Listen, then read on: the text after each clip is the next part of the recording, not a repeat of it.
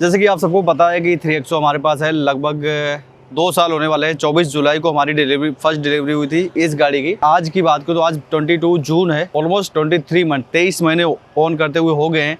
इस वेरिएंट की बात करूँ तो ये है XUV 3XO MX-1 पेट्रोल। पर ये हमने लिया था ऑलमोस्ट 2024 में, स्टार्टिंग में जब ये लॉन्च हुई थी। कैसा हमारा एक्सपीरियंस रहा है, लगभग अभी 30,000 किलोमीटर होने वाली है। जो मेजर सर्विस है 30,000 की, वो अभी इसकी आने वाली है। तो कैसा रहने वाला है, सारी चीज़ें हम वो बात करेंगे इस वीडियो के अंदर और आपको बताएंगे कि मेरा एक्सपीरियंस कैसा रहा है अभी तक इस गाड़ी के साथ में। सबसे पहले हम आपको गाड़ी दिखाएंगे, गाड़ी में क्या कुछ अभी तक करवाया हमने। MX-1 वेरिएंट था, इसको हमने मॉडिफिकेशन करवाया था एज अ टॉप मॉडल की तरह। सारी चीज़ें आपको, सारे वीडियोज़ आपको मिल जाएंगे। पास्ट में 3XO की सीरीज़ है, वहाँ पर आप चेकआउट कर सकते हो। एंड चलो हम सबसे पहले गाड़ी दिखाते हैं, उसके बाद डिस्कस करेंगे हमारा एक्सपीरियंस। तो फ्रंट में हमने प्रोजेक्टर चेंज किए थे, ये वाला LED डाला था, बाकी तो मिलता ही है। फॉग लैंप अभी तक हमने किया नहीं है, नीड नहीं हुई है, क्योंकि हमारे पास और 2 गाड़ियाँ ऑन करता हूँ तो एक गाड़ी बाहर हाईवे पे चलती है, सिटी के लिए है, ठीक है। तो इस तरह से फ्रंट रहने वाला है। इन साइड की बात करूँ तो अलॉयज़ हमने डाले थे ये टॉप मॉडल वाले, जो कि 17 इंच के हैं और इसकी कॉस्ट लगभग 50,000 पड़ी थी विद टायर के साथ में, और वो वाले रिप्लेस में गए थे। और भी हम ऐसे ही आते हैं MX-1 में, इसमें कोई चेंजेस नहीं है। साइड प्रोफाइल ये रहने वाली है। अगर आप एलॉयज़ में 16 इंच के व्हील डलवाते हो तो आपको टायर अपग्रेड नहीं करना पड़ेगा। बाकी अदरवाइज आप 17 इंच के डालोगे तो टायर के एलॉयज़ के साथ टायर भी चेंज करने पड़ेंगे। Roof rail and shark fin antenna नहीं आता है इसमें, तो हमने ये लगाया। एंड ये स्पॉइलर, हालांकि ये स्पॉइलर मुझे उतना खास पसंद नहीं है। टेल लाइट, इसमें कनेक्टेड टेल लाइट नहीं आती है, तो वो हमने करवाई है। एंड यहाँ पे ये कैमरा, बाकी सेंसर्स आते हैं पीछे। तो इस तरह से गाड़ी में सारी चीज़ें रहने वाली हैं। की बात करूँ तो देख सकते हो चारों डोर पावर विंडो आते हैं, अच्छी चीज़ है। ऑटो डाउन के साथ में ड्राइवर सीट ये मिल जाता है। ये बेस वेरिएंट MX-1 है। अगेन मैं बता दूं, हाइट एडजस्टेबल नहीं आएगा। ये सीट मैंने करवाया हुआ है, इसके कॉस्ट 12,000 कुछ आया था, ये दिल्ली से हमने मंगाए थे। और रियर सीट में आपको मिलता है 60-40 स्प्लिट, एडजस्टेबल हेडरेस्ट मिल जाते हैं, जो कि अच्छी चीज़ है। एंड रियर में AC वेंट मिल जाते हैं और पीछे चार्जिंग सॉकेट भी मिल जाता है। और यहाँ पे बात करूँ तो ये आर्मरेस्ट मिलता है कुछ इस तरह से, और सॉफ्ट टचिंग के साथ है। ये कंपनी फिटेड ही आता है। ग्लोस में आपको सेंटर कंसोल रहने वाला है कुछ इस तरह से। AC मैनुअल रहने वाली है। ये सारी चीज़ें हमने करवाई हुई थी। स्टीयरिंग रैपिंग भी हमने करवाया हुआ है, कंट्रोल्स नहीं लगवाए हैं, और कुछ इस तरह से रहने वाला है।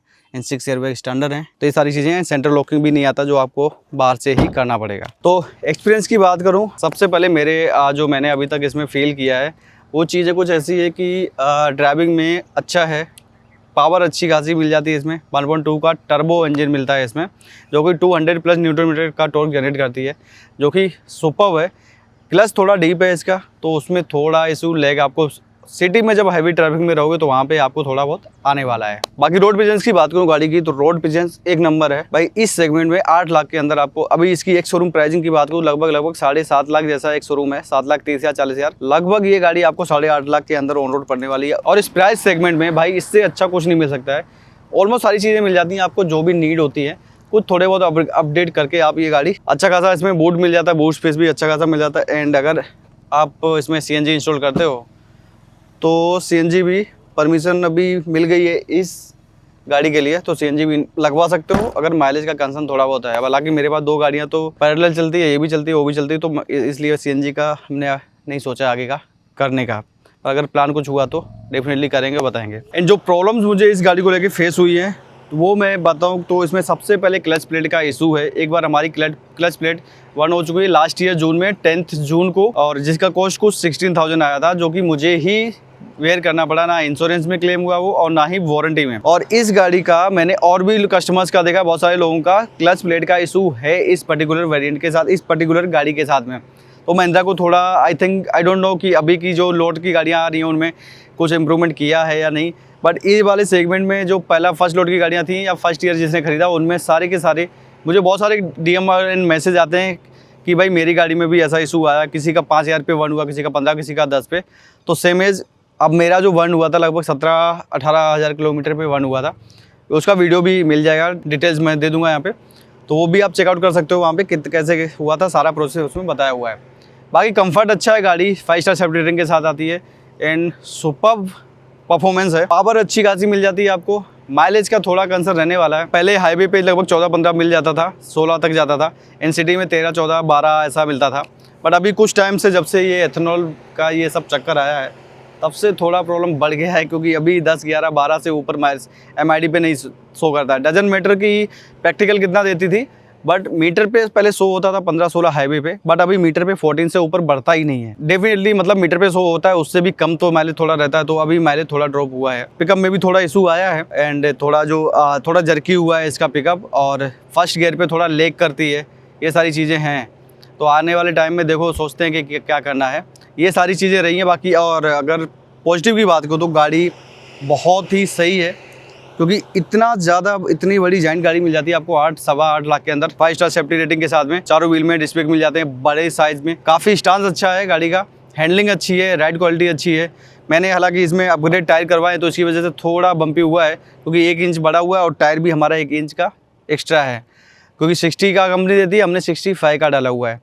तो वो चीज़ है, अगर आप सेम साइज़ पे जाते हो तो वो इशू नहीं आने वाली। बाकी कंफर्ट एक नंबर है, सीटिंग पोस्चर, कुशनिंग वगैरह सब कुछ सही है। बाकी सारी चीज़ें हमने लगभग 1-1.25 लाख का हमने इसमें मॉडिफिकेशन करवाया था। जैसे कि आपको बताऊं तो ये देखो यहाँ पे, क्योंकि ये ना यहाँ पे देखो, ये सिर्फ E20 है, E10 E20, ठीक है। ये 2024 में आई थी गाड़ी, और ओनली पेट्रोल के साथ में देख सकते हो। तो ये वाली गाड़ी ओनली E20 और E10 को एक्सेप्ट कर सकती है, इसके ऊपर नहीं होगा। अभी पेट्रोल में मिलावट कुछ हद तक हो गई, कहीं पे 30 बोल रहे हैं, लेकिन उससे भी ज़्यादा आने लगा है, और कुछ जगह पे E80 वगैरह। तो डेफिनेटली इसके इंजन पे इम्पैक्ट आने वाला है। हालांकि आप लोग बताओ कि ये जो अभी इंडियन मार्केट में चल रहा है ऑटोमोबाइल इंडस्ट्री के लिए, कितना सही है कितना गलत है।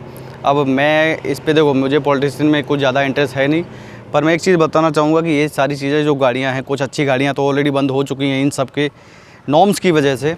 अब जो भी अच्छी गाड़ियाँ बची हैं, इनको भी लेके जाने वाले हैं। तब तक ये लोग नॉर्म्स करते रहेंगे जब तक मार्केट में कुछ अच्छा बचेगा ही नहीं। ज़बरदस्ती ईवी के लिए पुश कर रहे हैं लोगों को, अच्छी बात है, अपना अपना कंसर्न है। अगर मेरा ओपिनियन बोलूँ तो मैं अभी ईवी को इतना रिलाई नहीं करता हूँ, क्योंकि मुझे ईवी में इतना ज़्यादा कुछ मज़ा नहीं आता। मुझे मज़ा आता है डीजल में और पेट्रोल में अभी। बाकी आप लोग बताओ आपकी क्या चॉइस है। कंफर्ट की बात करें तो इस गाड़ी में प्रॉब्लम ऐसा कुछ मुझे अभी तक आया नहीं है, और ड्राइविंग काफ़ी स्मूथ है। बस फर्स्ट गियर में थोड़ा लेग करने लगी है गाड़ी, जो कि पहले नहीं ऐसा होता था। डोंट नो कि पेट्रोल मिक्स आ रहा है उसकी वजह से हुआ है या फिर क्या रीज़न है। और क्लच इसका डीप है थोड़ा, अगर आप हैवी सिटी में रहते हो जैसे दिल्ली, मुंबई, अहमदाबाद, तो थोड़ा प्रॉब्लम आ सकता है।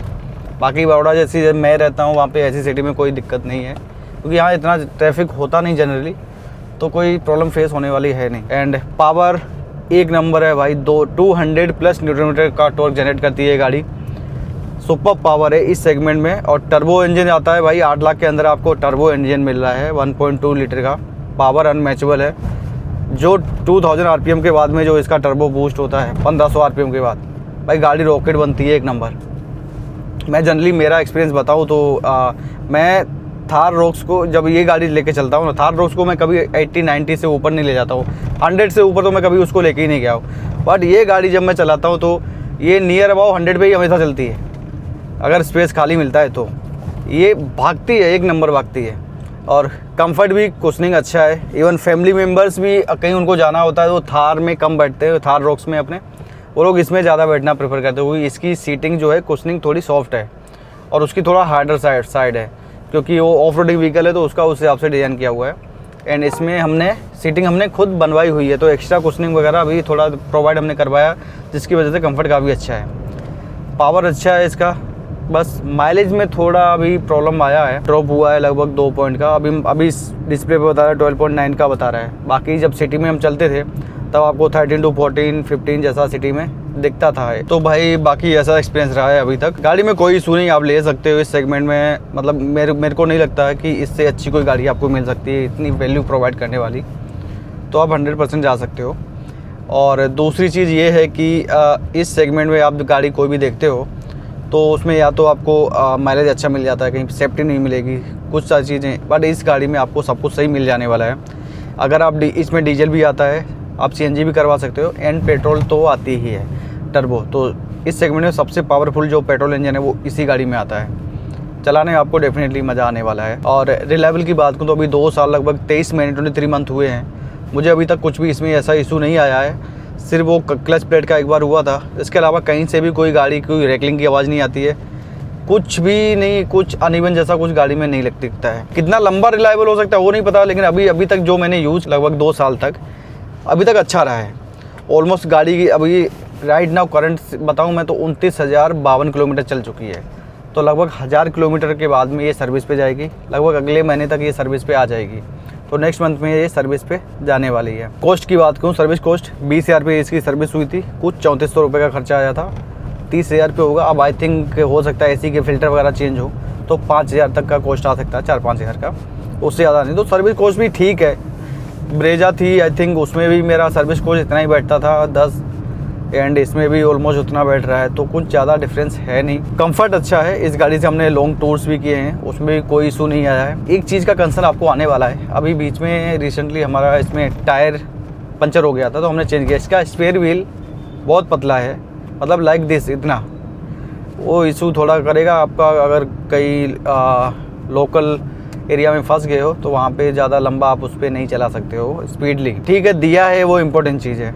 पंचर किट आपको लेके रखनी पड़े आपको साथ में। बाकी आप लोग बताओ अगर आप लोगों को कुछ और वीडियो इस गाड़ी के चाहिए या कुछ और एक्सपीरियंस आपको चाहिए तो वो हम शेयर करके बताएंगे आपको। माइलेज टेस्ट भी हमने किए हुए हैं, सारे वीडियो इस गाड़ी के हमने बनाए हुए हैं, तो आप चेकआउट कर सकते हो वीडियोज़ की लिंक।